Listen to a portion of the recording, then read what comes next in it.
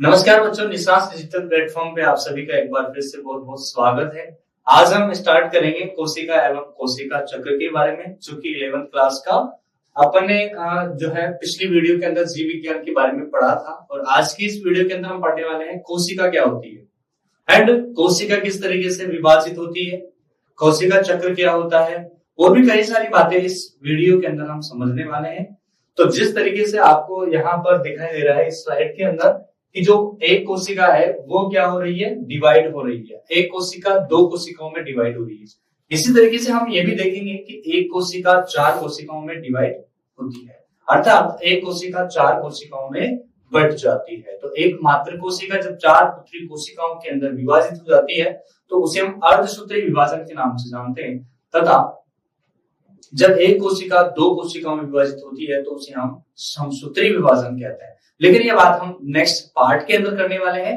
इस पार्ट के अंदर हम ये समझेंगे कि इस कोशिका के अंदर कौन कौन सा पदार्थ एंड कौन कौन से इसके अंदर जो है हम कह सकते हैं अंग पाए जाते हैं या परतें पाई जाती है, या जैसे हम कहते हैं बाह्य झिल्ली, फिर उसके बाद में आंतरिक झिल्ली, या बाह्य झिल्ली किस तरीके की होगी, किस पदार्थ की बनी होती है। तो चलिए बिना देरी किए हुए इस लेक्चर को हम स्टार्ट करते हैं। आज की इस वीडियो में आप इसी तरीके से बहुत ही शानदार तरीके से बने रहिए और आगे स्टार्ट करते हैं हम। जिस तरीके से आपको इस स्लाइड के अंदर एक कोशिका दो कोशिकाओं में डिवाइड होती हुई नजर आ रही है, उसी तरीके से अगर अपन देखें तो आगे ये आपके पास में हम कह सकते हैं ये एक प्लांट सेल है एंड ये हम कह सकते हैं ये एक एनिमल सेल है। देखो, plant cell and animal cell में ज्यादा कुछ डिफरेंस देखने को नहीं मिलता है। जो भी डिफरेंस होता है वो हम आगे इस वीडियो के अंदर समझने वाले हैं। कोशिका क्या होती है, तो कोशिका किसी भी सजीव के अंदर पाई जाती है, अर्थात निर्जीव में कोशिका नहीं पाई जाती है। कोशिका चक्र, फिर कोशिका डिवाइड, मतलब एक कोशिका दो कोशिकाओं में कैसे विभाजित होती है, ये सारी बातें हम आगे करने वाले हैं। चलिए आगे बढ़ते हैं। अब देखो इसमें कोशिका के बारे में, उसके बाद में क्या आता है अपने पास में। सबसे पहले हमारे पास में इस लेक्चर के अंदर आता है कोशिका। कोशिका की परिभाषा किसे कहते हैं, तो सजीवों की शरीर की क्रियात्मक संरचनात्मक इकाई होती है जिसमें स्वतः जनन की क्षमता पाई जाती है। तो कोशिका किसे कहते हैं, तो सजीवों की संरचनात्मक तथा क्रियात्मक इकाई को कोशिका कहा जाता है, तथा इसमें स्वतः जनन की क्षमता पाई जाती है। क्लियर बात। स्वतः जनन की क्षमता का मतलब ये होता है कि ये स्वतः ही क्या करती है, विभाजित होती है। स्वतः ही क्या करती है, ये कोशिका विभाजित होती है, क्योंकि इसके अंदर ऐसा पदार्थ पाया जाता है जो विभाजन को प्रेरित करता है। ये विभिन्न जीवों का वह छोटा से छोटा संगठित रूप है जिसमें सभी जैविक क्रियाएं, तो सभी क्या होती है, जैविक क्रियाएं। तो एक सजीव के अंदर या एक सजीव के शरीर में होने वाली वह सभी क्रियाएं जो कि जैविक क्रियाएं कहलाती है, वो सभी क्रियाएं एक कोशिका के द्वारा संपन्न होती है, जिन्हें सामूहिक रूप से हम क्या कहते हैं, जीवन कहते हैं। तो जीवन अर्थात सजीव के अंदर क्या पाया जाता है, जीवन पाया जाता है। और जीवन का मतलब होता है कि उसके अंदर जो शरीर है वो कोशिकाओं से मिलकर बना होता है। परिभाषा आपको याद रखनी है, सजीवों की संरचनात्मक व क्रियात्मक इकाई को कोशिका कहते हैं। क्लियर बात। आगे हम बढ़ते हैं और नेक्स्ट अगर अपन देखें तो कोशिका जो है वो अंग्रेजी भाषा में कोशिका को हम क्या कहते हैं भाई, अंग्रेजी भाषा में कोशिका को कहा जाता है सेल। क्या कहा जाता है बेटा, सेल। ठीक है, तो अंग्रेजी भाषा में कोशिका को सेल कहा जाता है। और जो सेल शब्द है वो लैटिन भाषा के, कौन सी भाषा के, लैटिन भाषा के सेलुला शब्द से बना है। तो जो अंग्रेजी शब्द है सेल, ये कौन सी भाषा का शब्द है, लैटिन भाषा का शब्द है। और ये कौन से शब्द से बना हुआ है, सेलुला शब्द से बना है, जिसका अर्थ होता है एक कक्ष। एक कक्ष कहो, चाहे एक छोटा कमरा कहो, ठीक है, एक छोटा कमरा कहो, तो ये क्या होता है, सेलुला का अर्थ होता है। और सेलुला शब्द से ही कोशिका शब्द बना है या सेल शब्द बना है। क्लियर बात आपको समझ में आनी चाहिए। ठीक है, देखो यहाँ पर अगर अपन कोशिका की बात करें तो इस तरीके की आपकी कोशिका देखी जाती है, एक छोटे कमरे के समान या एक कक्ष के समान। कुछ सजीव जैसे जीवाणुओं के शरीर में एक ही कोशिका से बने होते हैं, मतलब कुछ ऐसे जीव होते हैं जिनके शरीर में केवल एक ही कोशिका पाई जाती है, तो उन जीवों को हम एक कोशिकीय जीव के नाम से जानते हैं। किस नाम से जानते हैं? एक कोशिकीय जीव या यूनिसेलुलर ऑर्गेनिजम्स के नाम से उनको जाना जाता है। अगर अपन देखें कि एक कोशिकीय जीवों में कौन कौन से जीव हो सकते हैं, जैसा कि हमने बताया, सबसे पहले एक कोशिकीय जीव के बारे में जीवाणु की हमने बात की है। यहाँ पर जीवाणु कुछ एक कोशिकीय, देखो सभी की बात हम नहीं कर रहे हैं, यहाँ पर कुछ एक कोशिकीय जीव, जैसे कि जीवाणु की हमने बात की, एक कोशिकीय जीवों की हम बात कर रहे हैं, और एक कोशिकीय जीवों में हमारे पास में अनेक प्रकार के जीव जंतु आते हैं। जैसे कि उदाहरण की हम बात करें तो उदाहरण में सबसे पहला हमने देखा जीवाणु, ठीक है। कुछ कवक भी होते हैं बेटा, कुछ शैवाल भी होते हैं, है ना। इसके बाद में बात करें अपन तो कुछ इष्ट वगैरह इसमें आ जाता है, आपके अमीबा इसमें आ जाता है, ठीक है। पैरामीशियम आ जाता है बेटा एक कोशिकीय। उसके बाद में हाइड्रा आ जाता है बेटा, हाइड्रा के बारे में बात करें, उसके बाद में यूग्लिना आ जाता है आपके, कौन आ जाता है? यूग्लिना आ जाता है, ठीक है। तो यूग्लिना भी क्या होता है? एक कोशिकीय जीव होता है।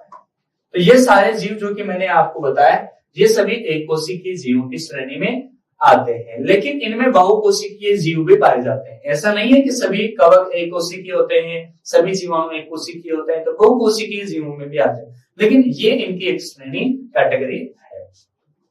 इसी के साथ हम बात करें, उन्हें एक कोशिकीय जीव कहते हैं। लेकिन कुछ सजीव जैसे कि मनुष्य का शरीर, है ना, मनुष्य के साथ साथ और भी कई सारे स्तनधारी आ सकते हैं, जैसे गाय, भैंस, बकरी, है ना, और भी कई अन्य जीव जंतु जो कि बड़े हैं, और उनका शरीर क्या होता है? बहुत सारी कोशिकाओं से, अर्थात अनेक कोशिकाओं से मिलकर बना होता है। उन्हें हम बहुकोशिकीय जीव कहते हैं।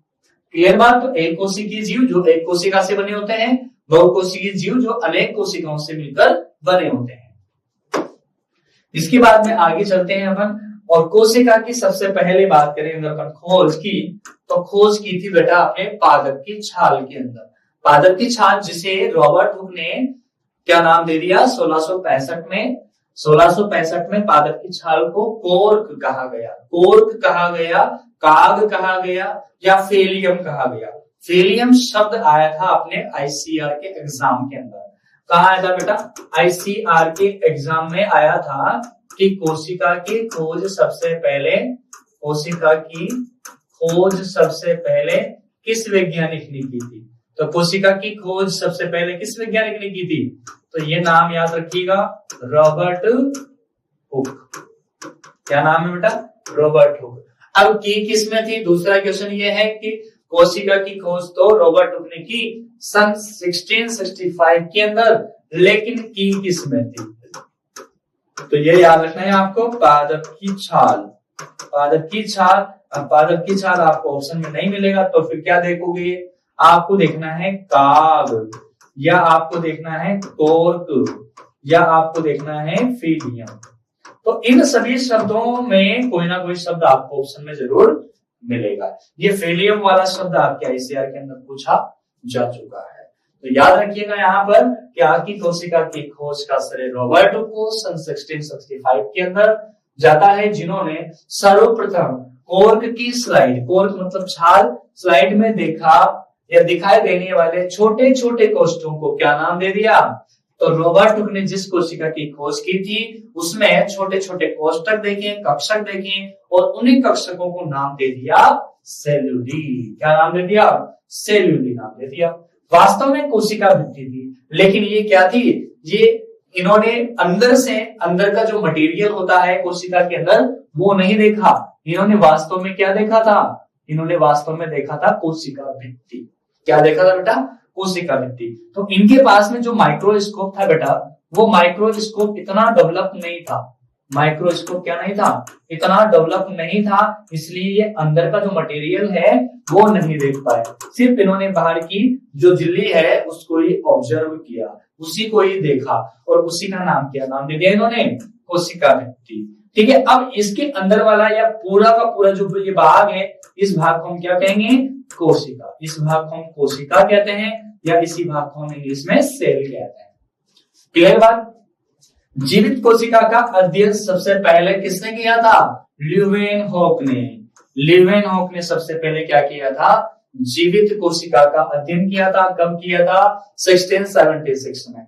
1665 में रॉबर्ट हुक ने कोशिका की खोज की और जीवित कोशिका की खोज किसने की, ल्यूवेनहॉक ने 1676 में। ठीक है, किया गया तालाब के गंदे जल में। तो तालाब के गंदे जल में किया या फिर दांत की खुरचनी में किया। दांत का जो मेल होता है, दांत की खुरचनी, दांत की खुरचनी, तो दांत का जो मेल होता है उस मेल के अंदर क्या किया इन्होंने, जीवित कोशिका को देखा और उस जीवित कोशिका को नाम क्या दिया, उस जीवित कोशिका को नाम दे दिया इन्होंने, ल्यूवेनहॉक ने एनिमल, क्या नाम दे दिया, एनिमल क्यूलस। क्या नाम दे दिया बेटा, एनिमल क्यूलस। क्लियर बात। तो एनिमल क्यूलस नाम दे दिया इन्होंने। ठीक है, तो ये बात आपको जरूर याद रखनी है कि तालाब के गंदे जल में, दांत की खुरचनी में इन्होंने एक कोशिका देखा, जीवित कोशिका को देखा और उस कोशिका को नाम दे दिया एनिमल क्यूलस। अब इसके साथ साथ और बातें क्या करें अपन, कि जो अपने रॉबर्ट हुक भाई साहब थे, इनकी पुस्तक जिसमें इन्होंने कोशिका की खोज के बारे में संक्षिप्त विवरण दिया, है ना, तो उनकी पुस्तक का नाम क्या था, रॉबर्ट हुक की पुस्तक बताओ। पुस्तक का नाम था माइक्रोग्राफिया। क्या नाम था बेटा, माइक्रोग्राफिया।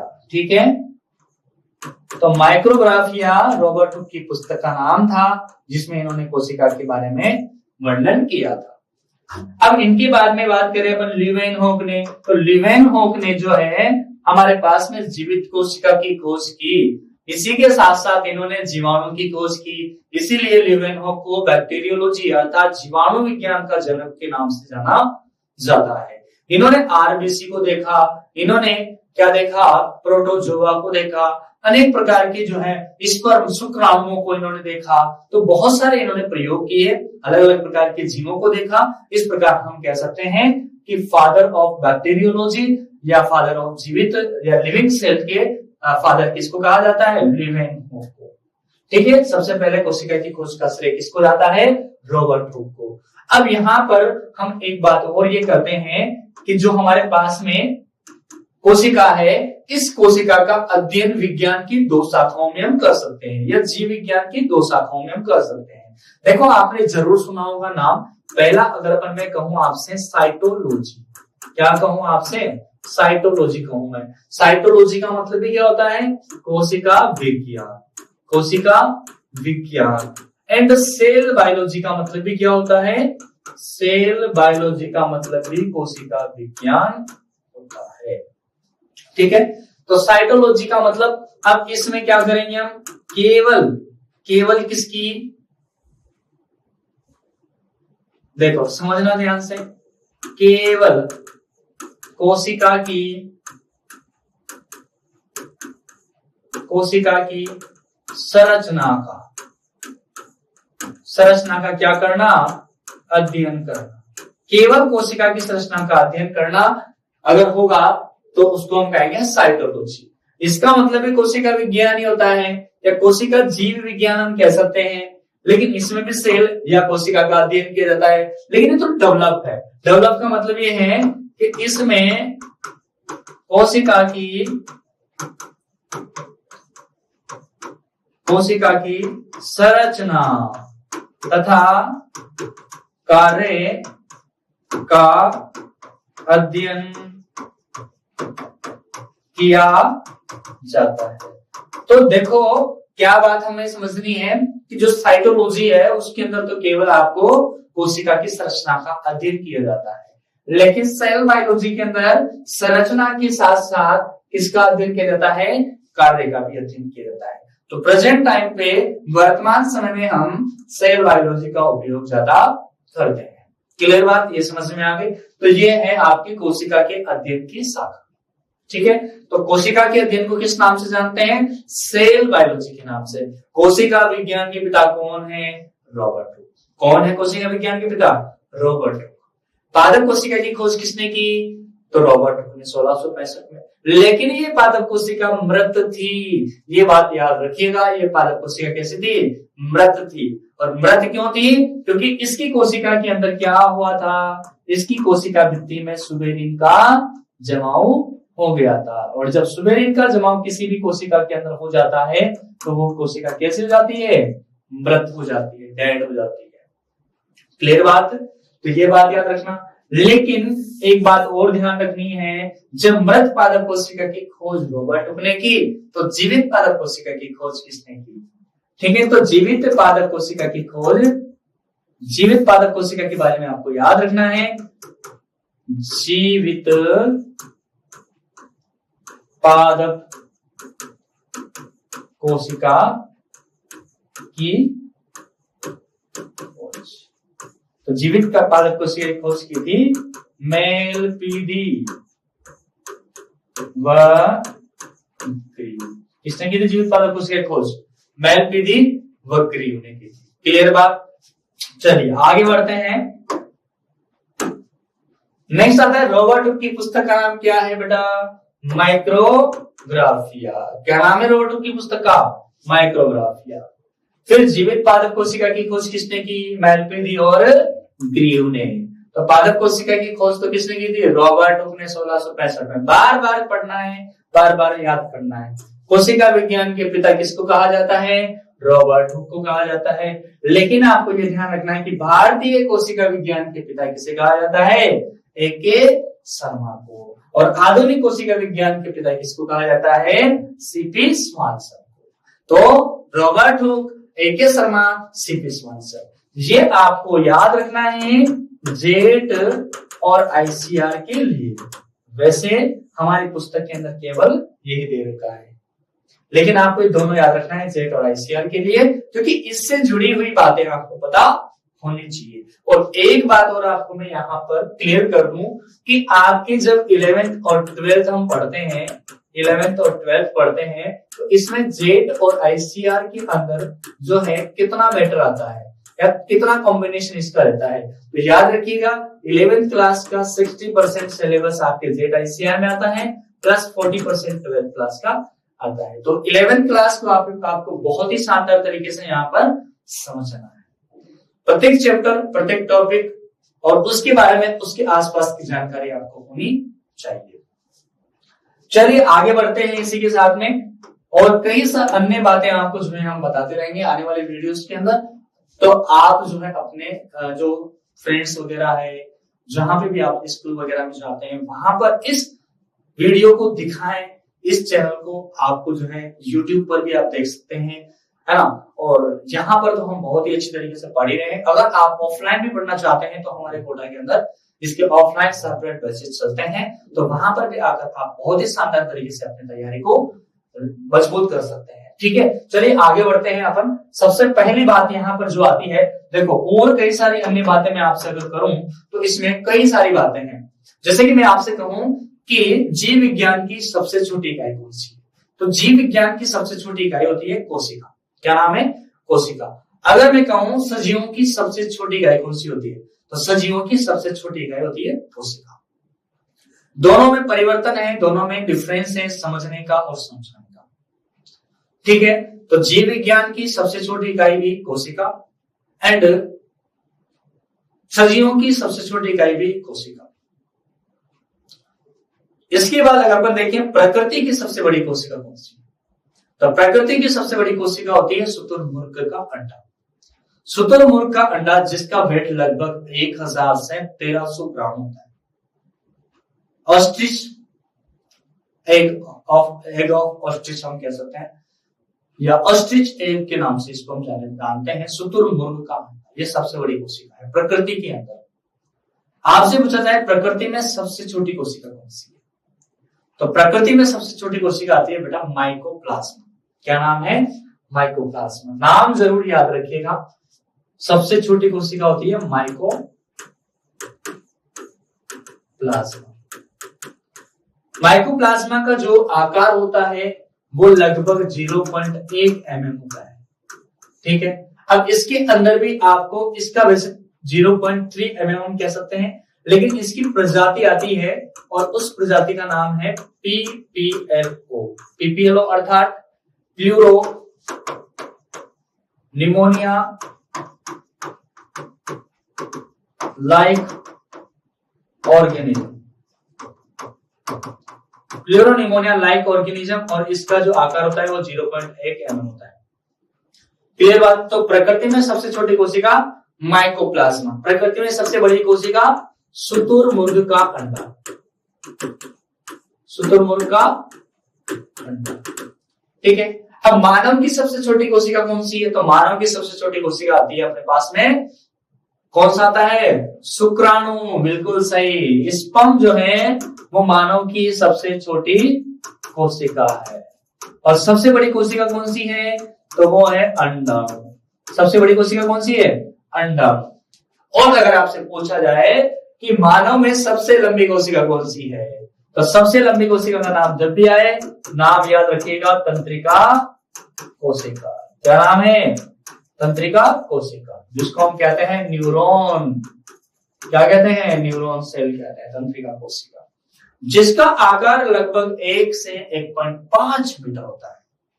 लगभग 1 से 1.5 मीटर होता है। चलिए नेक्स्ट हमारे पास में मोस्ट इंपोर्टेंट टॉपिक आता है, जिसका नाम है कोशिका सिद्धांत। क्या नाम है बेटा? कोशिका सिद्धांत। कोशिका सिद्धांत के बारे में हम समझने वाले हैं, और कोशिका सिद्धांत क्या होता है इस चीज को हम बहुत ही शानदार तरीके से आसान भाषा में हम समझने वाले हैं। देखो, सबसे पहले कोशिका सिद्धांत कब दिया गया था? तो ये सन याद रखना है, 1838 और 39 के अंदर कोशिका सिद्धांत दिया गया था। वैज्ञानिक दो थे, दोनों वैज्ञानिकों का नाम याद रखना है। पादप वैज्ञानिक था अपने मैथियास स्लाइडेन। क्या नाम था पादप वैज्ञानिक का? Matthias Schleiden. जंतु वैज्ञानिक जिसका नाम था थियोडोर स्वान, है ना? तो पादप वैज्ञानिक 1838 में आया और जंतु वैज्ञानिक 1839 में आया। नाम याद रखिएगा तो स्लाइडेन व स्वान। अब कौन पादप से था, कौन जंतु से था, कंफ्यूजन रहता है बेटा अपने। स्लाइडेन व स्वान कंफ्यूजन रहता है। कब आया? 1838-39 में। कंफ्यूजन नहीं रहता है कि कौन पादप वैज्ञानिक था, कौन जंतु वैज्ञानिक था। तो ये याद रखिएगा, स्वान को हम संस्कृत में क्या कहते हैं? कुत्ता। कुत्ता क्या है? एक जानवर। कुत्ता क्या है? एक जानवर। और जंतु जानवर को कहते हैं। ठीक है, तो जंतु से संबंधित वैज्ञानिक कौन सा है? स्वान। बचा कौन? स्लाइडेन। स्लाइडेन किससे संबंधित है? पादप से। ठीक है, तो दो वैज्ञानिकों ने मिलकर क्या किया? कोशिका सिद्धांत दिया। पादपों से संबंधित आपके स्लाइडेन है, जंतु से संबंधित आपके स्वान है। अपनी अपनी खोजों के आधार पर इस सामूहिक निष्कर्ष पर पहुंचे कि पादप व जंतुओं के शरीर में कोशिकाओं तथा उनके उत्पादों से बने होते हैं। तो पादप और जंतुओं का जो शरीर होता है वो किससे मिलकर बना होता है? कोशिका तथा उनके उत्पाद से मिलकर बना होता है। इसे कोशिका सिद्धांत नाम दिया गया। तो एक बात याद रखनी है कि जीव, इस पृथ्वी पर जितने भी सजीव होते हैं, चाहे पादप हो, जंतु हो, या फिर कोई कवक हो, शैवाल हो, जीवाणु हो, ये सब जीव क्या होते हैं? कोशिका तथा उनके उत्पादों से मिलकर बने होते हैं। ये कोशिका सिद्धांत में बताया गया। लेकिन इसमें कई अन्य वैज्ञानिक आए आगे, जिन्होंने अलग अलग प्रकार से इस कोशिका सिद्धांत को परिभाषित किया। कैसे किया? परंतु कोशिका सिद्धांत में कोशिका की उत्पत्ति को नहीं समझाया गया। ये क्या हो गई इसकी कमी, कि कोशिका सिद्धांत में कोशिका कैसे बनती है, कोशिका का निर्माण कैसे होता है, इस चीज के बारे में कोई बातचीत नहीं हुई। ठीक है, लेकिन फिर किसने किया इसके बारे में बातचीत? जिसे बाद में रुडोल्फ विर्चोव, नाम क्या है बेटा? रुडोल्फ विर्चोव। तो रुडोल्फ विर्चोव के बारे में याद रखना है। रुडोल्फ विर्चोव कब आए? 1855 में। और इन्होंने क्या बताया भाई? इन्होंने बताया क्या? प्रतिपादित किया। ठीक है, तो नया सिद्धांत इन्होंने प्रतिपादित किया। इनके अनुसार कोशिका की उत्पत्ति पूर्ववर्ती कोशिका से होती है। यह सबसे इंपॉर्टेंट बात है। रुडोल्फ विर्चो ने बताया कि कोशिका का निर्माण, कोशिका की उत्पत्ति पूर्ववर्ती कोशिका के विभाजन से होती है, जिसे हम ओमनिस सेलुला ई सेलुला के नाम से जानते हैं। ओमनिस सेलुला, ओमनिस सेलुला ई सेलुला, ठीक है ना? ओमनिस सेलुला ई सेलुला अर्थात नई कोशिकाओं की उत्पत्ति पूर्ववर्ती कोशिकाओं के विभाजन से होती है। पूर्ववर्ती कोशिकाओं के विभाजन से होती है। तो ओमनिस सेलुला ए सेलुला का मतलब समझ में आया? नई कोशिकाओं की उत्पत्ति पूर्ववर्ती या पुरानी कोशिकाओं के विभाजन से होती है। बताया किसने? रुडोल्फ विर्चो ने। कब बताया? 1855 में। डायरेक्ट क्वेश्चन आपसे पूछा जाएगा कि कोशिका सिद्धांत की खोज किसने की? कोशिका सिद्धांत में क्या बताया? कोशिका सिद्धांत के बारे में ओमनिस सेलुला ई सेलुला किसने दिया? ओमनिस सेलुला ई सेलुला के बारे में किसने बताया? रुडोल्फ विर्चो ने किसके बारे में क्या कथन दिया? तो आपसे पूछा जाएगा कि रुडोल्फ विर्चो ने कौन सा कथन दिया था? नाम याद रखना, ओमनिस सेलुला ई सेलुला। क्लियर बात? आगे बढ़ते हैं। बाद में कोशिका सिद्धांत को नगेली ने कब? 1846 में, और रुडोल्फ विर्चो ने 1855 में। तो नगेली ने तो 1846 में और रुडोल्फ विर्चो ने 1855 में नए रूप में इस प्रकार प्रस्तुत किया। तो इन्होंने अलग अलग बारे में बताया कि कोशिकाओं का शरीर जीवों का शरीर कोशिकाओं से मिलकर बना होता है और इनके शरीर में अनेक प्रकार के पदार्थ पाए जाते हैं, जैसे कि हम देखते हैं। कोशिका सजीवों की संरचनात्मक व क्रियात्मक इकाई होती है। पहली बात ये बताई किसने बताया? लालू नगेली व रुडोल्फ विर्चो। तो नगेली और रुडोल्फ विर्चो ने कोशिका सिद्धांत में और कई अन्य बातें बताई। कौन कौन सी बताई? कि कोशिका सजीवों की संरचनात्मक क्रियात्मक इकाई होती है। सभी जीवों का शरीर एक या अनेक कोशिकाओं से मिलकर बना होता है। एक कोशिका से बनेगा तो एक कोशिकीय, अनेक कोशिकाओं से बनेगा तो बहुकोशिकीय कहलाएगा तथा उनके उत्पादों से बना होता है। प्रत्येक कोशिका में जीव के आनुवांशिक गुण निहित होते हैं। अब आनुवांशिक गुण निहित किसके अंदर होते हैं? अरे बेटा, डीएनए और आरएनए के अंदर, क्योंकि हम इनको आनुवांशिक पदार्थ के नाम से जानते हैं। तो ये नगेली और रुडोल्फ विर्चो ने बताया। उसके बारे में क्या बताया? कि नई कोशिकाओं का निर्माण पूर्ववर्ती कोशिकाओं अर्थात प्री एग्जिस्टिंग सेल्स के विभाजन से होता है। ये शब्द इंपॉर्टेंट है। नई कोशिकाओं का निर्माण पूर्ववर्ती कोशिकाओं के विभाजन से या पुरानी कोशिकाओं के विभाजन से होता है। नेक्स्ट क्या बताया? कि प्रत्येक कोशिका जीवन की निरंतरता, कंटिन्यूटी के साथ उसकी उत्पत्ति व स्वभाव को दर्शाती है। तो प्रत्येक कोशिका उसकी उत्पत्ति है ना और उसकी जीवन की निरंतरता को बनाए रखती है। तो जैसे जैसे जीवन बढ़ता जाएगा वैसे वैसे कोशिकाओं की संख्या भी बढ़ती जाएगी। ठीक है, कुछ कोशिकाएं बढ़ेगी, कुछ कोशिकाएं नहीं बनेगी। तो इस तरीके से ये जो है बनी रहती है। इसके बाद बेटा नेक्स्ट आता है विषाणु कोशिका सिद्धांत का अपवाद है क्योंकि देखो, एक जीव प्रकृति के अंदर ऐसा पाया जाता है जो कोशिका सिद्धांत को फॉलो नहीं करता है, कोशिका सिद्धांत को नहीं मानता है। ठीक है, क्यों नहीं मानता है? तो उसका सबसे बड़ा रीजन यह है कि एक तो ये जो विषाणु है इसमें स्वतंत्र विभाजन नहीं होता है। दूसरी चीज ये है कि आनुवांशिक जो पदार्थ होते हैं वो दोनों में से एक ही होते हैं, या तो डीएनए होगा या फिर आरएनए होगा। दो चीजें इसके अंदर सबसे इंपॉर्टेंट देखी जाती है। ठीक है, दूसरी चीज हमने पिछली वीडियो के अंदर भी पढ़ा था। क्या पढ़ा था? कि जो विषाणु है वो क्या होता है? सजीव और निर्जीव के बीच की योजक कड़ी होता है। जब किसी कोशिका में ये रहेगा या परपोषी कोशिका में रहेगा तो ये सजीव कहलाएगा। जब बाहर स्वतंत्र अवस्था में पड़ा रहेगा तब ये निर्जीव रहेगा। जब ये कोशिका में होता है तभी अपनी वृद्धि कर सकता है, अपना गुणन कर सकता है, अपनी संख्या को बढ़ा सकता है। बाहर खुले वातावरण में ये अपनी संख्या को नहीं बढ़ाएगा, गुणन नहीं करेगा, कुछ नहीं करेगा, फिर ही पड़ा रहेगा। क्लियर बात। विषाणु को कोशिका सिद्धांत का अपवाद कहते हैं क्योंकि इनमें स्वतंत्र विभाजन की क्षमता नहीं पाई जाती है। इनकी विभाजन के लिए दूसरी जीवित कोशिका आवश्यक है जिसे हमने परपोषी नाम दिया है। इनमें प्लाज्मा झिल्ली, कोशिका द्रव्य, विकर अर्थात एंजाइम तथा कोशिकीय अवयव नहीं पाए जाते हैं।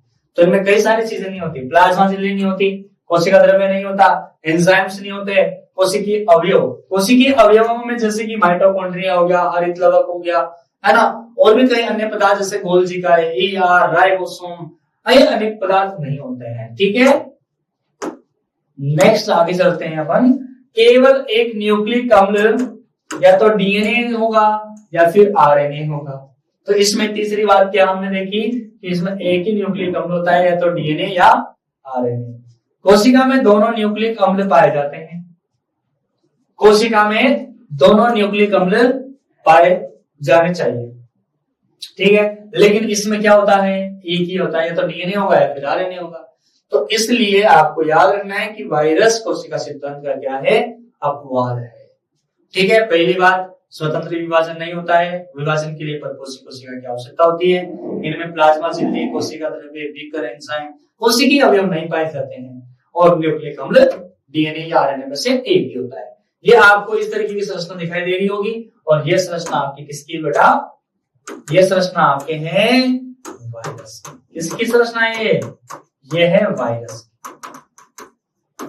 ठीक है, तो ये संरचना आपके हैं वायरस। क्लियर बात। तो इसके अंदर ये इसकी वजह से क्या करता है, संक्रमण फैलाता है। क्या करता है, संक्रमण फैलाता है। इसी के अंदर होता है आपके DNA RNA होता है, या तो DNA मिलेगा या RNA मिलेगा। ठीक है, और अन्य पदार्थ इसके अंदर देखने को नहीं मिलते। ये अपनी आकृति को चेंज करता रहता है, आकृति परिवर्तन करता रहता है, जिसकी वजह से ये पहचानने में भी नहीं आता है। नेक्स्ट, कोशिका की संरचना के बारे में बात करें अगर अपन, सेल स्ट्रक्चर, कोशिका की संरचना। तो कोशिकाएं अलग अलग प्रकार की होती है, जैसे कि केंद्र की उपस्थिति अनुपस्थिति के आधार पर कोशिकाएं दो प्रकार की होती है। पर्यावरण में पाए जाने वाले कोशिकाओं में पादप कोशिका, जंतु कोशिका दो प्रकार की होती है। पहले हम केंद्र की उपस्थिति या अनुपस्थिति या उसके विकास के आधार पर बात करें तो दो प्रकार की कोशिकाएं हमारे सामने देखने को मिलती है। कोशिका की संरचना विकास एवं केंद्रिका की संरचना के आधार पर कोशिकाएं दो प्रकार की होती है। तो विकास और केंद्र की संरचना के आधार पर कोशिकाएं दो प्रकार की। पहली कोशिका प्रोकैरियोटिक कोशिका, दूसरी कोशिका यूकेरियोटिक कोशिका। ठीक है, अब प्रोकैरियोटिक और यूकेरियोटिक कोशिका में क्या डिफरेंस है, एक एक को हम आसानी से समझेंगे। और समझने से पहले, इनके अंतर को समझने से पहले आपको इनके उदाहरण पता होने चाहिए। अगर उदाहरण आपको याद है तो आप आसानी से इन दोनों के बीच में अंतर स्पष्ट कर सकते हैं। क्लियर बात। तो सबसे पहले हमने कहा प्रोकैरियोटिक कोशिकाएं। प्रोकैरियोटिक कोशिकाओं को इसका अर्थ समझने के लिए आपको याद रखना है प्रोकैरियोटिक। क्या नाम याद रखना है, प्रोकैरियोटिक सेल। प्रो मतलब होता है बेटा प्रीमिटिव। क्या होता है इसका मतलब, प्रीमिटिव। प्रीमिटिव को हम हिंदी में आद्य प्रकार का कहेंगे, या इसको हम क्या कहेंगे, अल्प विकसित। ठीक है, पहले आद्य हम कह रहे हैं इसको, आद्य, आद या पुराना। पुराना भी हम कह सकते हैं इसको। ठीक है, कैरियोटिक मतलब होता है बेटा केंद्रक या न्यूक्लियस। क्या होता है इसका मतलब, न्यूक्लियस। ठीक है, केंद्रक कहो, न्यूक्लियस कहो। सेल का मतलब कोशिका। तो प्रो मतलब प्रीमिटिव या आद्य प्रकार का या पुराने प्रकार का, और केंद्रक मतलब न्यूक्लियस। तो ऐसा या ऐसी कोशिका जिसमें आद्य प्रकार का या प्रीमिटिव प्रकार का क्या पाया जाता हो, केंद्रक। प्रीमिटिव मतलब होता है अल्प विकसित, तो पुराना मतलब अल्प विकसित। तो ऐसी कोशिका जिसमें क्या हो, अल्प विकसित केंद्रक हो, उसे हम कहते हैं प्रोकैरियोटिक कोशिका। क्या कहते हैं उसको, प्रोकैरियोटिक कोशिका। तो ये तो शब्द का अर्थ आपको याद रखना है। यह कोशिकाएं जो प्रोकैरियोटिक कोशिका है वो किस किस जीव में मिलती है, ये याद रखना है। जीवाणु, नीलरित शैवाल, नील हरित शैवाल को हम कहते हैं ब्लू ग्रीन एल्गी। क्या नाम है इसका? ब्लू ग्रीन एल्गी, नील हरित शैवाल के नाम से इसको जानते हैं। इसके बाद आता है बेटा माइकोप्लाज्मा। माइकोप्लाज्मा के अंदर इसके बाद में कौन आता है? प्लूरोनिमोनिया समजीव। प्लूरोनिमोनिया समजीव का मतलब प्लूरोनिमोनिया लाइक ऑर्गेनिज्म। तो प्लूरोनिमोनिया लाइक ऑर्गेनिज्म मतलब निमोनिया के समान जीव, ठीक है, प्लूरोनिमोनिया के समान जीव। परिभाषा फुल फॉर्म याद रखनी है आपको। तो इसमें कौन कौन से जीव आते हैं? जीवाणु, नील हरित शैवाल, माइकोप्लाज्मा एंड पीपीएलओ, ठीक है। प्रोकैरियोटिक मतलब प्रीमिटिव, कैरियोटिक मतलब केंद्रक। तो प्रीमिटिव प्रकार का न्यूक्लियस या अल्प विकसित न्यूक्लियस इसमें पाया जाता है। सामान्यतया ये यूकेरियोटिक कोशिका से बहुत छोटी होती है और काफी तेजी से विभाजित होती है। तो प्रोकैरियोटिक कोशिका यूकेरियोटिक कोशिका से कैसी होगी? छोटी होगी।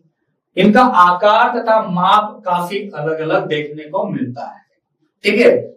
सबसे पहले उदाहरण याद रखोगे तो सारी चीजें आपको समझ में आ जाएगी। कौन किसका उदाहरण है? प्रोकैरियोटिक और यूकेरियोटिक कोशिका, ठीक है। ये प्रोकैरियोटिक यूकेरियोटिक कोशिका और इसके बाद में हम समझेंगे नेक्स्ट लेक्चर के अंदर। तो बच्चों आज के लिए इतना ही। इसी तरीके से निशांश के साथ बने रहिए। निशांश है तो सफलता निश्चित है। जय हिंद, जय भारत।